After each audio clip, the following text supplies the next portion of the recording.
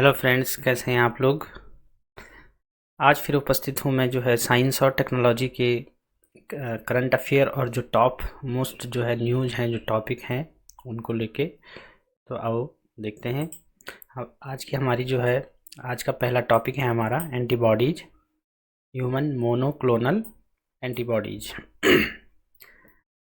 आजकल जो है न्यूज़ में क्यों है, the council of scientific and industrial research यानी CSIR under its new millennium Indian technology leadership initiative यानी NMITLI is to develop human monoclonal antibodies.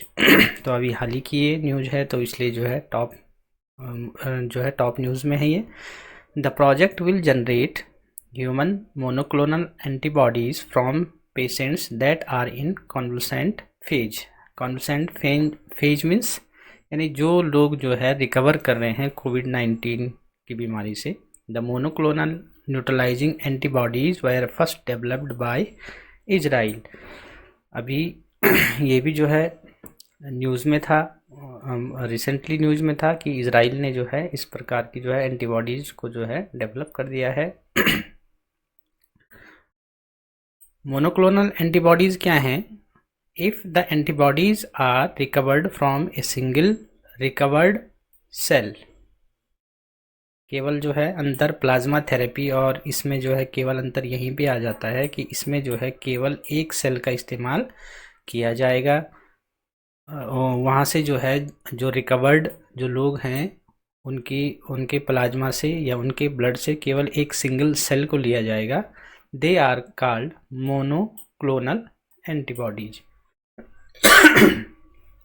यह परियोजना राष्ट्रीय कोशिका विज्ञान केंद्र IIT इंदौर और प्रोडोमिक्स टेक्नोलॉजी प्राइवेट लिमिटेड द्वारा व्यावसायीकरण साझेदारी के रूप में इंडियन बायोटेक इंटरनेशनल लिमिटेड के साथ जो है कार्यान्वित की जाएगी, यानी इनका कोलैबोरेशन होगा। IIT इंदौर और जो है आपका प्रोडोमिक्स टेक्नोलॉजी प्राइवेट लिमिटेड कंपनी है और फिर जो है इंडियन बायोटेक इंटरनेशनल लिमिटेड है। इस प्रोग्राम का जो है उद्देश्य क्या होगा, इस प्रोजेक्ट का उद्देश्य क्या होगा? The project aim to generate human monoclonal antibodies to SARS यानी एक्यूट जो है जो एक्यूट रेस्पिरेटरी सिंड्रोम है कोविड यानी कोरोना वायरस 2। ये जो वायरस है सार्स फैमिली का, कोरोना फैमिली का सार्स फैमिली का है। From the convalescent phase of COVID patients and select high affinity and neutralising antibodies, यानी इनसे जो है कॉन्वलसेंट फेज में जो लोग हैं जो रिकवर कर रहे हैं कोविड-19 के पेशेंट, उनकी बॉडी से जो है एक ऐसी सेल को जो है मोनोक्लोनल के लिए लिया जाएगा जो कि क्या कर सकती है, यानी हाई एफिनिटी और न्यूट्रलाइजिंग एंटीबॉडी, यानी कोविड-19 के जो वायरस का जो एंटीजन है उसको जो है न्यूट्रलाइज कर सके, ऐसी एंटीबॉडीज़ को जो है विकसित करना ताकि फ्यूचर में क्या हो, जो सार्स फैमिली का कोई भी वायरस है वो जो है इन्फेक्टेड न कर पाए, इम्यून सिस्टम उससे लड़ पाए।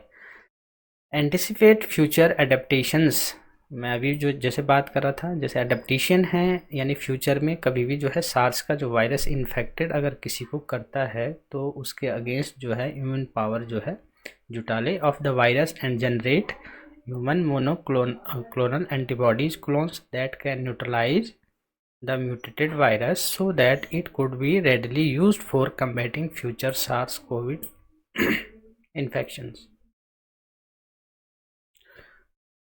तो नेक्स्ट जो हमारा टॉपिक है विश्व प्रवासी पक्षी दिवस, जो कि अभी 9 मई को मनाया गया था और इसका जो थीम था birds connect our world.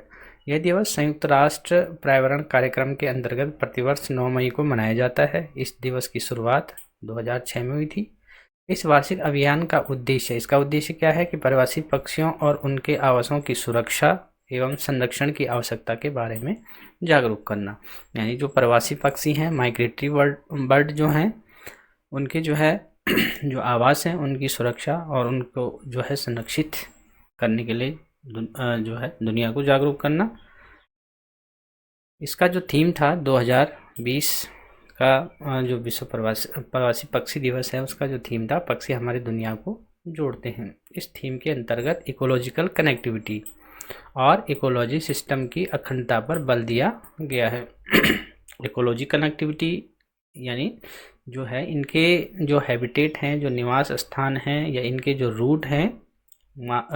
Root हैं उनका पता लगाने के लिए, यानी कनेक्टिविटी के लिए जो हाईली एडवांस जो टेक्निक्स हैं उनकी हेल्प से जो है इसका पता लगाना। इससे संबंधित जो है जो विश्व पक्षी प्रवासी दिवस है उससे संबंधित महत्वपूर्ण बिंदु प्रवासी पक्षियों से संबंधित जानकारियों को जुटाना आवश्यक हो गया है, क्योंकि मानव क्रियाकलापों के कारण 1 बिलियन प्रजातियां विलुप्त के कगार पर है। यानी पूरे विश्व में जो है ये विलुप्त के कगार पे हैं, जिसमें शहरीकरण, प्रदूषण, ग्लोबल वार्मिंग ये सब आदि शामिल हैं। मानव द्वारा निर्मित यानी जो ह्यूमन एक्टिविटी है उनमें क्या क्या है? मानव द्वारा निर्मित संरचनाओं के कारण लगभग 350 प्रजातियों पर विलुप्ति का खतरा मंडरा रहा है,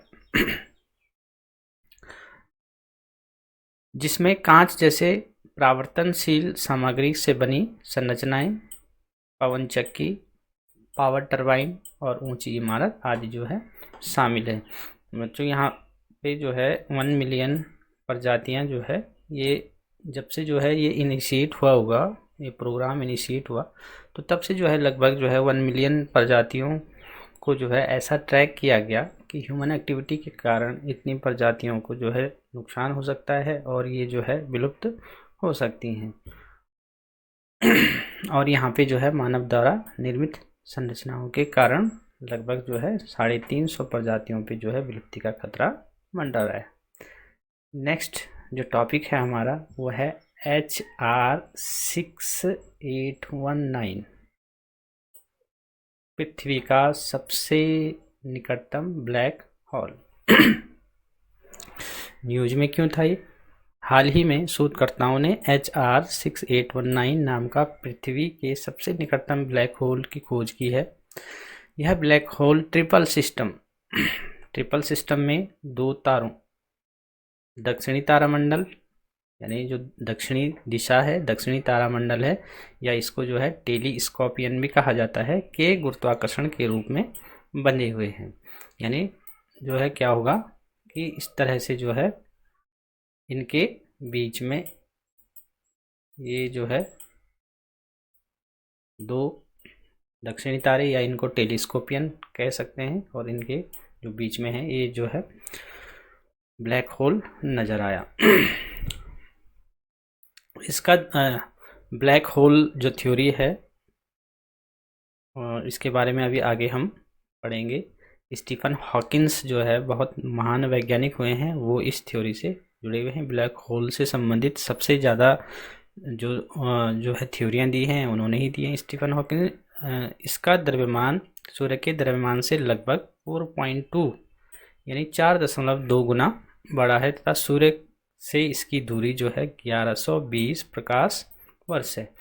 प्रकाश वर्ष दूरी का जो है दूरी की यूनिट है, तथा पृथ्वी से जो है 26,000 प्रकाश वर्ष है। ये तो दूरी और द्रव्यमान है, यानी जो है जो सूर्य है उससे ज़्यादा जो है इसका द्रव्यमान है। ये जो HR 6819 है ब्लैक होल है, इसको जो है HR 6819 या HR 167128 के नाम से भी जाना जाता है। अब देख लेते हैं ब्लैक होल होता क्या है। यह अंतरिक्ष में ऐसी जगह हैं जिनकी गुरुत्वाकर्षण शक्ति जो है इतनी ज़्यादा होती है कि यहाँ से प्रकाश भी बाहर नहीं आ पाता, इसीलिए जो है इसको ब्लैक होल कहा जाता है।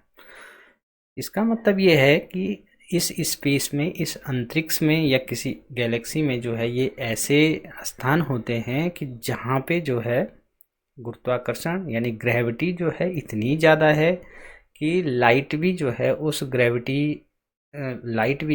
ग्रेविटी से जो है इफेक्टेड होती है, और ग्रेविटी इतनी ज़्यादा होती है कि इन जगहों से जो है जो लाइट है, जो प्रकाश है, वो भी बाहर नहीं आ पाता। इनका निर्माण किसी तारे के अस्तित्व समाप्ति पर होता है, यानी जो है सेम ऐसी है कि जैसे कोई स्टार है और किसी कारणवश जो है वो उसका अस्तित्व समाप्त हो रहा है, तो वो एक उसका पूरा जो मास है वो एक ही जगह में जो है एग्रीगेट होके रह जाता है। अगर मास ज़्यादा होता है तो रिएक्टिविटी के कारण जो है उसकी ग्रेविटी जो है ज़्यादा हो जाती है। इनकी उपस्थिति कुछ विशेष प्रकार के उपकरणों से लगाई जा सकती है।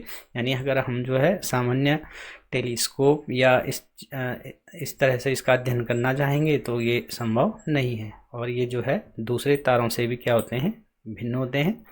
ब्लैक होल छोटे या बड़े हो सकते हैं, छोटे या बड़े हो सकते हैं, यानी एक एटम यानी एक डॉट के बराबर भी जो है इनकी जो है इनका वॉल्यूम जो है इतना भी हो सकता, किंतु इनका द्रव्यमान बहुत ही अधिक होता है, लेकिन मास जो है बहुत ज़्यादा होता है। एक परमाणु जितने ब्लैक होल का द्रव्यमान लगभग एक पहाड़ी के बराबर होता है। यानी जितना एक पहाड़ी का द्रव्यमान होता है, मास होता है, एक अगर परमाणु जितना भी अगर ब्लैक होल है तो उसका मास जो है एक पहाड़ी के मास के बराबर होता है। तारों या तारामंडल के एक स्थान पर सिमटने के कारण अधिक द्रव्यमान होता है। तो जो है ब्लैक होल भी आप समझ गए होंगे, यानी इस गैलेक्सी में या कोई और गैलेक्सी हो वहाँ पे कुछ ऐसे जगह होती हैं कि जहाँ पे ग्रेविटी बहुत ज़्यादा होती है, और ये मैंने यहाँ पे मेंशन कर दिया कि इनकी ग्रेविटी ज़्यादा क्यों होती है। तो आज के लिए बस इतना ही। Okay, thank you.